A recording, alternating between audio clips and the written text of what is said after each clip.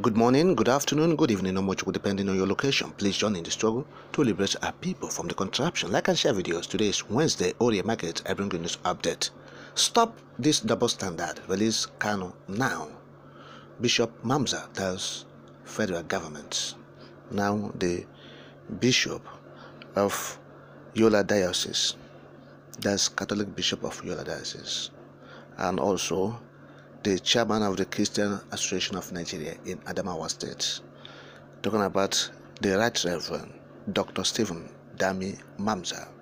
Yes, Dami Mamza is warning the federal government about the continued detention of Kanu. He said the federal government is playing double standard because people who are supposed to be behind bars are roaming the streets, moving freely. He made reference to Shegumi. Yes, he says Shegumi has made utterances that's supposed to put him behind bars. Yet, the federal government under Buhari allowed him. Yet, Tinubu is continuing to do that. How about Kanu? The court of competent jurisdiction have said release him. Yet, you are still keeping him. Say, what a double standard. What are you doing in this country? A man who has been discharged and acquitted by a court of competent jurisdiction still languishing in detention facility or dungeon.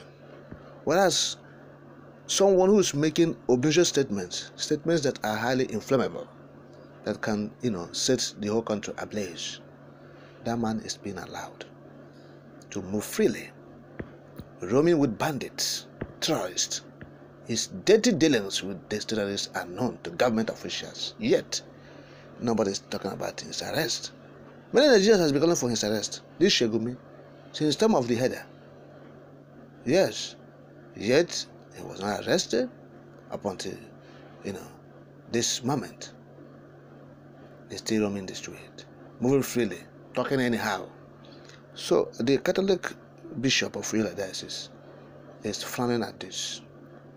And in his sermon, talking about Bishop Mamza, in his sermon in Yola, Adamawa State, he made his feelings known to the public, where he stated thus, let me quote now: "It is disheartening to witness the emergence of individuals who propagate hate speech and foster division among faith communities. The statements of Shegumi against Christians have alarmed and saddened so many Christians and so many Muslims as well, and those who are neither Christians nor Muslims.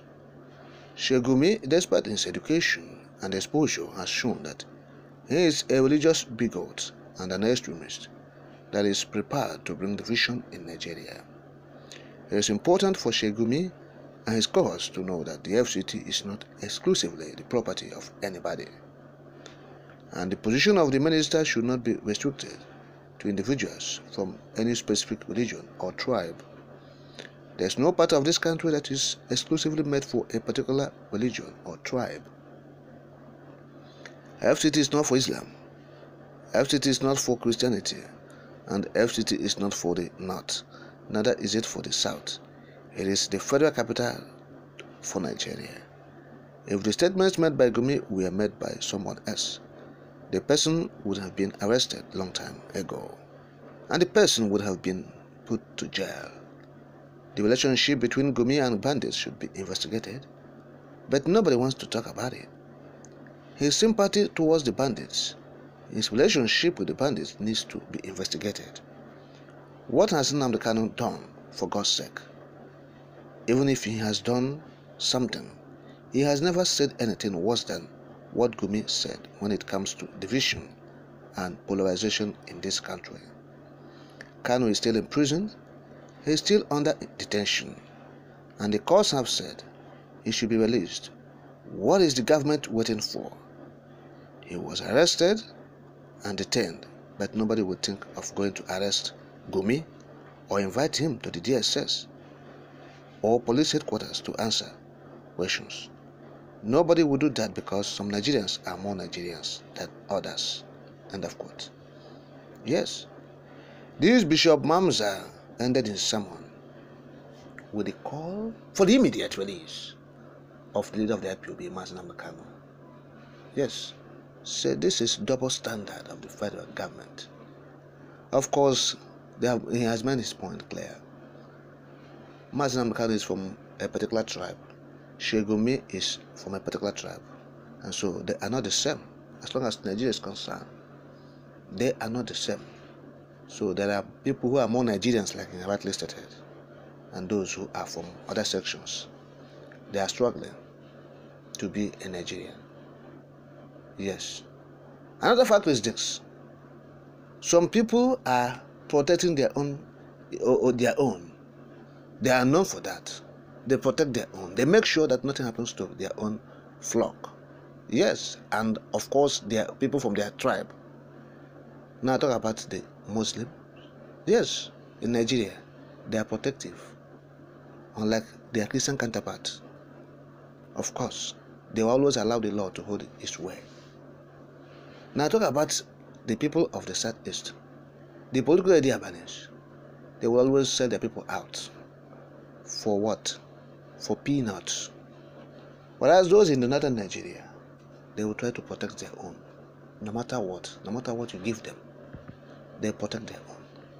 So the governors, the political Diabanis, the political hoodwinkers from the Southeast, yes, they are the major problem of Mazi Kanu's incarceration.